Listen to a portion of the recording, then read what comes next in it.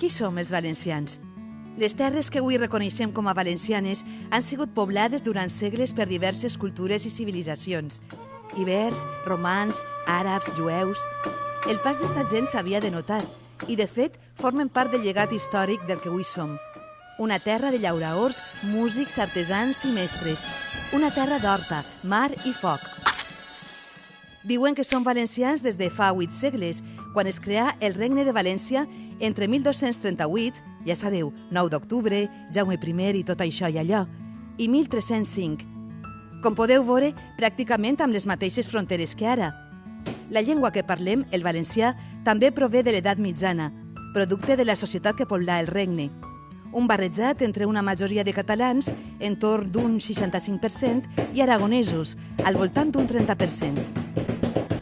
Saps que algunes persones defensen encara que el nom Regne de València hauria de ser l'oficial? Parem el carro un moment. Segur que heu sentit parlar alguna vegada del conflicte identitari dels valencians, que si blavers, que si catalanistes... Això avui en dia sembla que està superat, però alguna cosa queda, i per això anem a tractar d'explicar les diferents sensibilitats dels valencians a l'hora de definir-nos. Per alguns, ser valencians es redueix a ser espanyols i no ser catalans. És el corrent conegut com blaverisme i va néixer a la transició, de la qual parlarem després. La base del seu pensament és el rebuig de tot allò català. Neguen que el poble valencià es formara al segle XIII amb catalans i aragonesos. Rebutgen que el valencià i el català siga la mateixa llengua. Inclús han fet una ortografia i una gramàtica paral·leles a les oficials del valencià actual. Fins ací clar, no? Tornem a l'edat mitjana.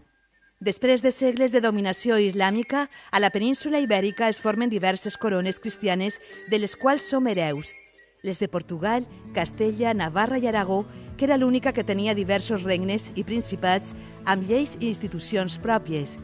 Catalunya, València, Mallorca i la mateixa Aragó. En el segle XV, la ciutat de València era massa. Es va convertir en una de les metròpolis més importants d'Europa. A finals del segle, després del matrimoni de conveniència dels reis catòlics, les corones de Castella, Navarra i Aragó s'uniren en una mateixa dinastia, encara que els diferents territoris continuaren mantenint la seva diversitat i autonomia. Fins a 1707 tingueren unes lleis pròpies, els furs, que aprovaven les seues corts, amb la intervenció de les elits del regne. Per entendre el que va passar en 1707, hem de rebobinar un poquet, només 7 anys. En 1700, Carles II morí sense fills i poc després s'obrí un conflicte successori per ocupar el tron de ferro de la monarquia hispànica, entre França, que donava suport a Felip V de Borbó, i el Sacre Imperi Germànic, la corona britànica i els Països Baixos, que promovien a Carles III d'Àustria. La major part de la corona de Castella es mostrà partidària del primer i la major part de la corona d'Aragó afavoria el segon, produint-se una guerra civil. Al Regne de València s'enfrontaren els botiflers, partidaris del Borbó, contra els maulets, persones de tots els estrats socials amb una important presència de les capes populars. En resum, guanyà el Borbó i les lleis i institucions pròpies d'Aragó, Catalunya, València i Mallorca quedaren totalment abolides entre 1707 i 1716. En aquest moment, Espanya va començar a ser governada des de la Cort de Madrid amb una visió centralista. Saps que per a una part dels valencians el 25 d'abril de 1707 és una efemèride tan important o més que el 9 d'octubre de 1238? El 25 d'abril es commemora la data d'una derrota, la batalla d'Almansa, on les tropes borbòniques derrotaren les austriacistes. Això seria el preludi de l'abolició dels furs de València. Parlem ara d'aquells valencians que pensen que tenim una identitat pròpia, singular i diferenciada de la castellana. Este moviment és molt divers i aglutina nacionalistes i independentistes. Així hi ha diversitat a manta. Alguns no posaran en dubte que som valencians i espanyols. Altres pensaran que som més valencians o sols valencians. Inclús hi haurà qui pensa que formem part d'un marc territorial basat en una unitat lingüística anomenada Països Catalans. Les seues principals preocupacions són la pèrdua d'autogovern i la castellanització que es produïren des de 1707. Defenen la llengua com a element essencial de la cultura. Inclús els indepes proposen altres distribucions territorials o símbols. El nacionalisme i l'independentisme valencians tindran un auge als anys 70 i durant la transició es liarà parda amb les opcions més espanyoles i regionalistes castellanitzants. I tornem al passat, continuem el fil. A la primera meitat del segle XIX començà a construir-se l'estat-nació espanyol mitjançant les primeres constitucions liberals. El territori es dividia en 52 províncies, tot governat des de Madrid. A finals d'aquest segle, els territoris més forts històricament i en cultura pròpia diferent de la castellana, com Catalunya i les províncies basques, fartes ja reclamaren un canvi a través de la cessió d'autonomia per governar-se. Més tard, durant el primer terç del segle XX, ja estem al segle XX, també ho reclamaren altres territoris històrics, com el valencià.